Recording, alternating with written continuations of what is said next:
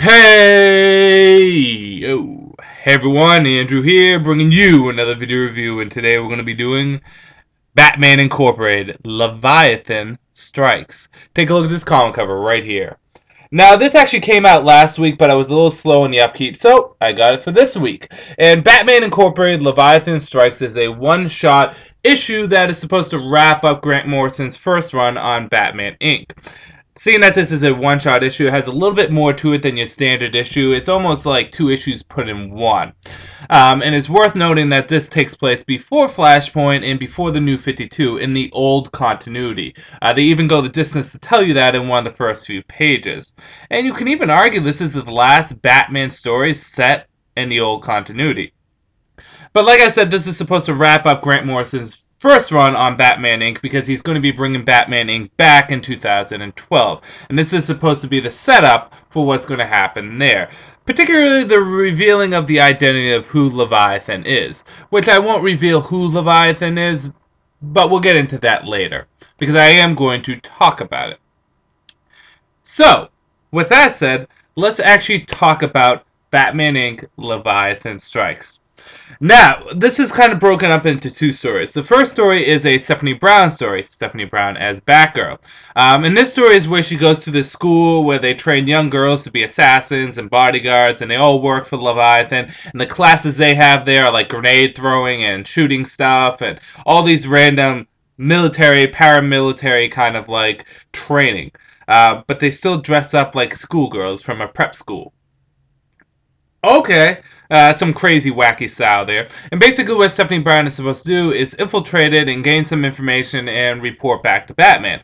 However, some stuff goes wrong, particularly with she's actually liked by the school so much that she needs to partake in an initiation, and that initiation is, well, really sketchy, to say the least.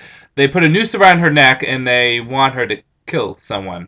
Yeah, anyways, so that's the first story. And I'll talk about, on a whole, what I felt about this first story and the good, the bad, and whether or not you should get it. The second story is really kind of several of the Batman Inc. members working together. You can tell this is definitely an old continuity, not only because Stephanie Brown's Batgirl and obviously the costumes and everything, but also Dick Grayson is still Batman here. Now, Batman, so Bruce, Dick, Tim and Damian are all in this room, and they're hunting down this guy, and his name escapes me, but it's German for spider or German for web, something along that line. And Batman needs to go and take him down. And in the process of this, he finds out old enemies coming back and who Leviathan is. And while this is going down, Batman's having a really crazy head trip. And one of the Batman Inc. members doesn't make it out too much alive. He's kind of, well, he dies. I won't reveal which Batman Inc. member, but quite a few of the Batman Inc. members show up in the second story. And yes, we get the big reveal of who Leviathan is. That's about all I can say about the two stories without giving too much of the plot away. And I already gave quite a bit.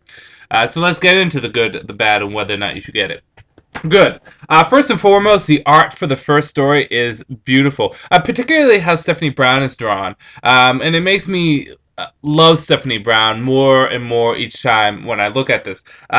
Stephanie Brown is not only drawn well, but she's actually written pretty competently here.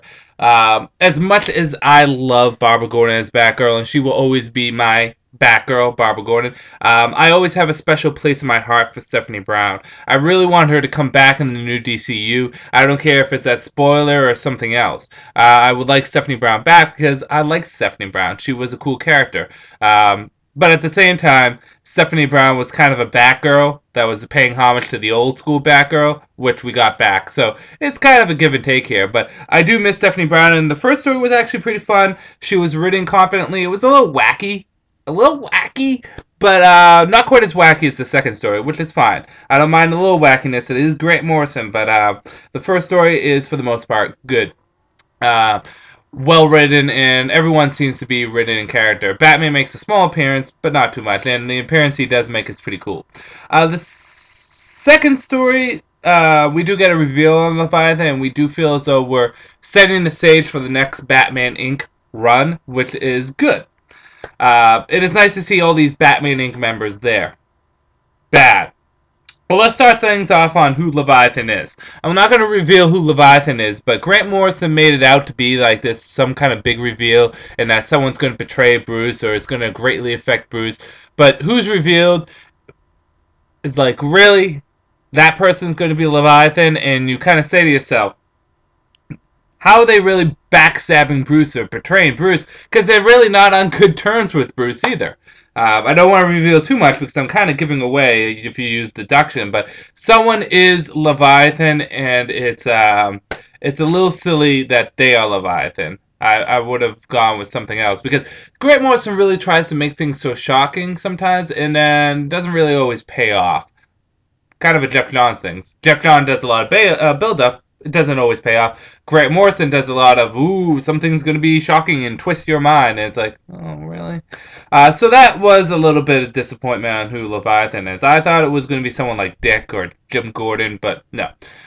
Second thing is a Batman character from Batman R.I.P. is killed off here, and that disappoints me greatly because this is a character that I liked and I enjoyed reading and I wanted to see come back, but they were killed off unceremoniously, just off screen. You just see their body.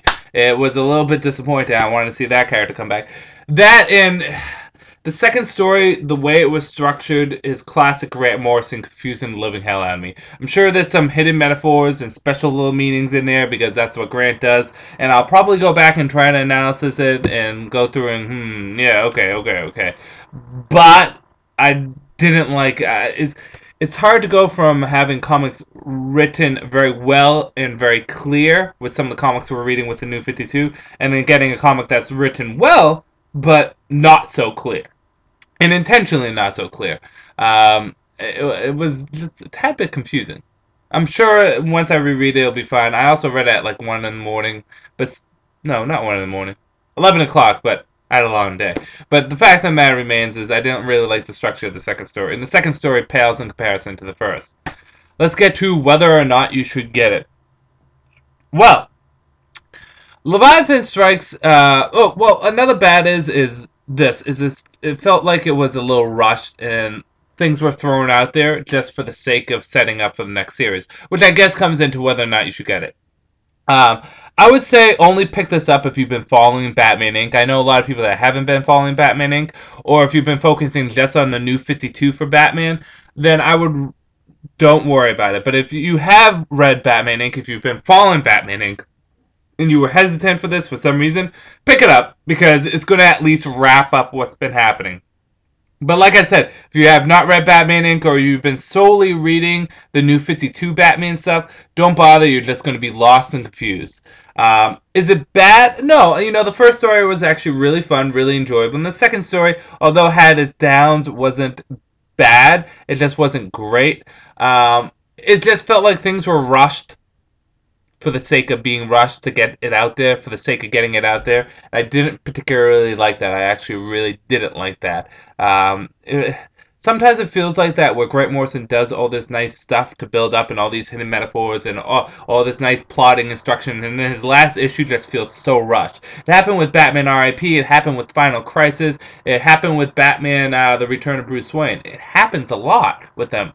So, Grant, if you have a final issue in mind, put another issue in there. And then spread out the content in those 2 issues. So yes.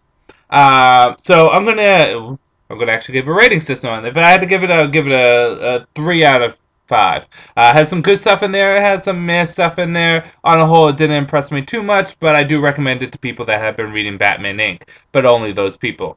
With that said, I'm going to end this review here. This is Andrew saying peace out for now.